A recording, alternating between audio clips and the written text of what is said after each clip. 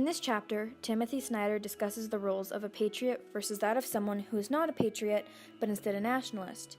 To truly understand the point he is making, we have to understand the difference between a patriot and a nationalist. A patriot, as stated by Snyder, is someone who must be concerned with the real world, who has universal values, standards by which he judges his nation, always wishing it well and wishing it would do better. In other words, a patriot doesn't love their country just because it's their country, but because it lives up to a certain set of standards that make it great and worth admiring. By contrast, he describes a nationalist as someone who encourages us to be our worst and then tells us we are the best. Someone who has a blind love for their country and desires power above decency. An example of a nationalist is most obviously in this instance Donald Trump, who seeks wealth and power for the United States but not true greatness. In contrast to Mr. Trump is high school student Emma Gonzalez. Herself and those who she coordinates with through the March for Our Lives rallies show patriotism in that they see that their country is flawed and they care enough to try and make it better.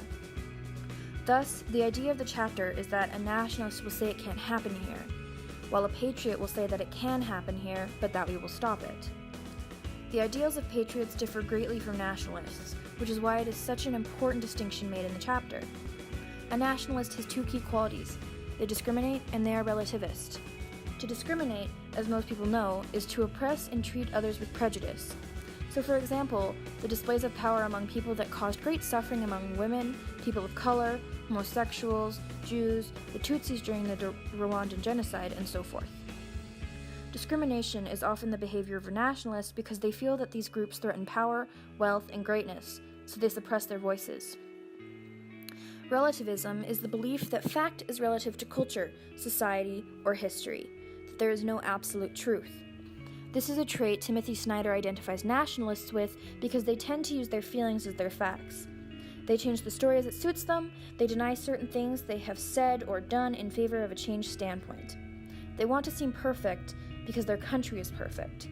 So again, this is much like Donald Trump. The amount of times he has lied or changed his stance is so extensive, it's hard to keep up with. Based on these ideas, the message of the chapter is to avoid scapegoating and propaganda, the tools used by nationalists to curve the narrative in their and their country's favor and to justify actions that do not live up to their country's standards. The point is that patriots serve their country, and they serve it well. So, should we ever have our very own Canadian Donald Trump, Timothy Snyder's advice is that we be patriots and ask our country to be better, no matter what.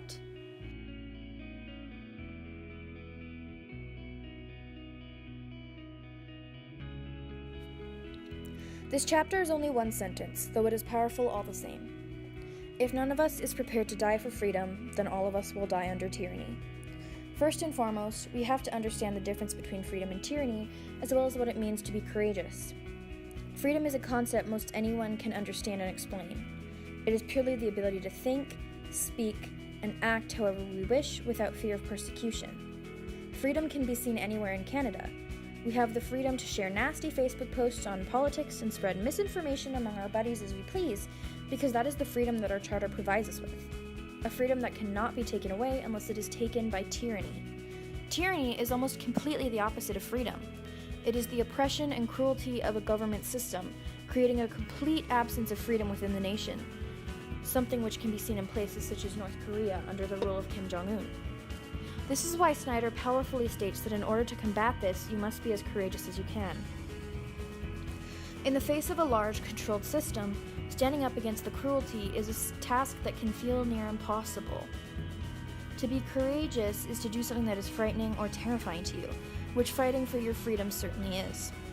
What exemplifies courage to me is the men and women who have partaken in the Me Too movements, sharing their stories of sexual abuse in Hollywood in hopes of achieving freedom and equality within the industry. While this movement by no means covers the entire scope of abuse that we see in today's society, it puts a spotlight on it and encourages further bravery from others affected.